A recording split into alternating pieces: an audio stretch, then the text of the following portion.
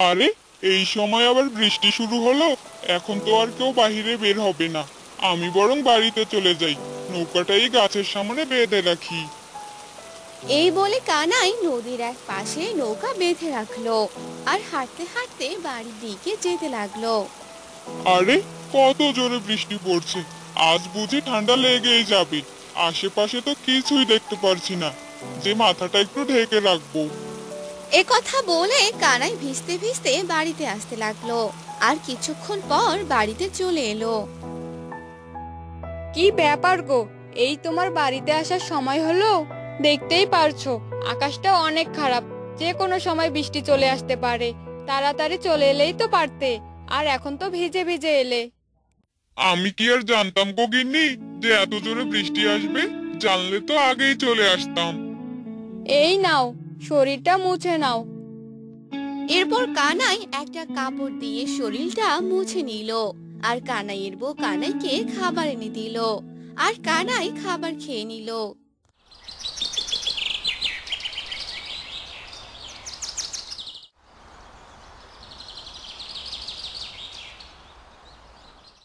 হ্যাঁ গো গিন্নি, আমি কাজে গেলাম। তারপর কানাই কাজে চলে গেল।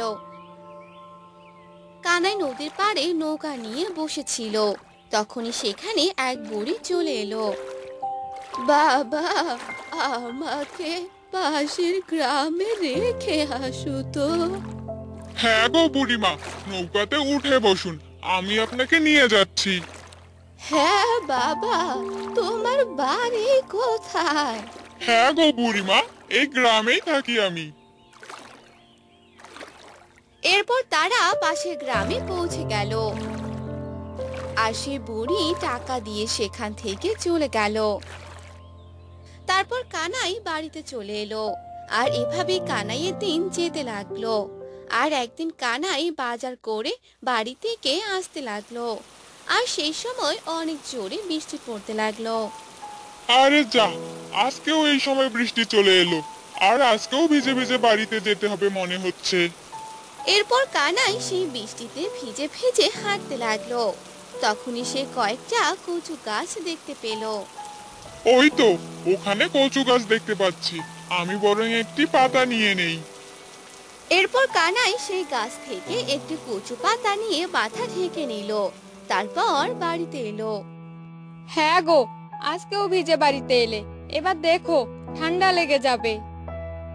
না গো, আজ আর ঠান্ডা লাগবে না, কারণ আমি এই কচু পাতা মাথায় দিয়ে এসেছি। মাথায় কোনো জল পড়েনি। আরে, এই কচু পাতা তো অনেক বড়। এই কচু পাতা তুমি কোথায় পেলে? এই পাতা আমি রাস্তার পাশে পেয়েছি। হ্যাঁ গো, কাল আমার জন্য এই কচু পাতা নিয়ে আসবে। আমি কচু শাক রান্না করব। কি? কচু শাক মানুষ খায় নাকি? কচু খেলে তো গলা চুলকায়। না না, আমি এই কচু পাতা নিয়ে আসতে পারবো না। আমি কোনো কথা শুনতে চাই না। কাল আমাকে কয়টা কচু পাতা এনে দিবে। এ কথা বলে কানাইয়ের বউ রান্নাঘরে চলে যায় আর কাজ করতে থাকে। এভাবেই সেই দিনটা কেটে যায়। আর পরদিন সকালবেলা হ্যাঁ গো, উঠে পড়ো, সকাল হয়ে গেছে। সকাল হয়েছে তো কি হয়েছে? আমার কি আজকে কোনো কাজ আছে নাকি? দেখতে পাচ্ছ না বাহিরে বৃষ্টি হচ্ছে? হ্যাঁ গো, দেখতে পাচ্ছি, কিন্তু তোমায় এখন বাইরে যেতে হবে। বাইরে গিয়ে আমার জন্য কচু পাতা নিয়ে আসো। না না, এই বৃষ্টিতে কোথাও যেতে পারবো না। কেন যে সেদিন ওই কচু পাতাটা আনতে গিয়েছিলাম, এখন আবার যেতে হবে। উফ বাবা, কিছুই ভালো লাগে না। বিড়বিড় করে কি বলছো শুনি?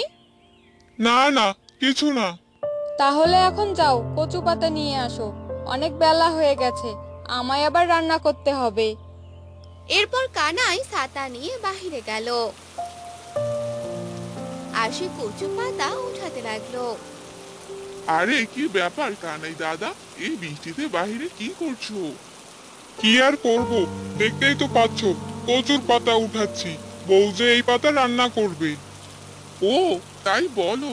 আর আমাকেও তো এই সময় বাজার যেতে হচ্ছে। এই জ্বালা যে আর ভালো লাগে না। তুমি একদম ঠিক কথাই বলেছো দাদা। এবার আমি বাজারে গেলাম গো দাদা। এ কথা বলে সেই লোকটি সেখান থেকে চলে গেল আর কানাইও বাড়িতে চলে এলো। ও গিন্নি, এই নাও তোমার কচু পাতা নিয়ে এসেছি। দাও দাও, এবার এগুলো রান্না করি। রান্না করি মানে? এখন আমি কি খাবো? আমার যে অনেক খিদে লেগেছে। একটু অপেক্ষা করো, আমি কচু শাক রান্না করছি। এরপর কানাইয়ের বউ কচু শাক রান্না করতে লাগলো আর কানাই বারান্দায় গিয়ে বসে পড়লো।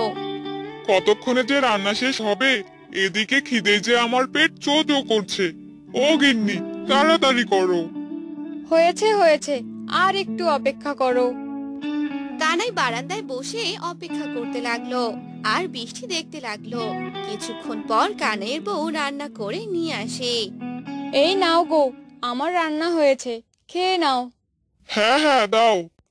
এরপর কানাই কচু শাক দিয়ে খাবার খেতে থাকে। আহ, কি দারুণ লাগছে খেতে।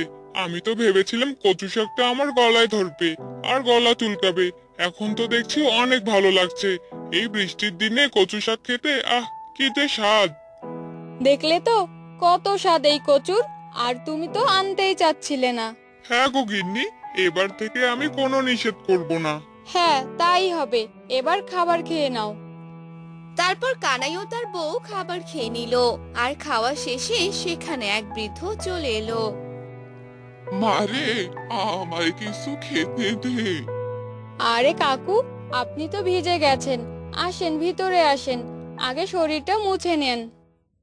এরপর সে বৃদ্ধ একটা কাপড় দিয়ে তার শরীরটা মুছে নিল আর কানাইয়ের বউ তাকে খাবার খেতে দিল আর বৃদ্ধ খেতে লাগলো। আরে বাহ, মারে, তুই তো অনেক ভালো কচু শাক রান্না করেছিস। খেতে অনেক ভালো হয়েছে। দে মা, আমায় আর একটু দে। এই নিন কাকু, খেয়ে নিন।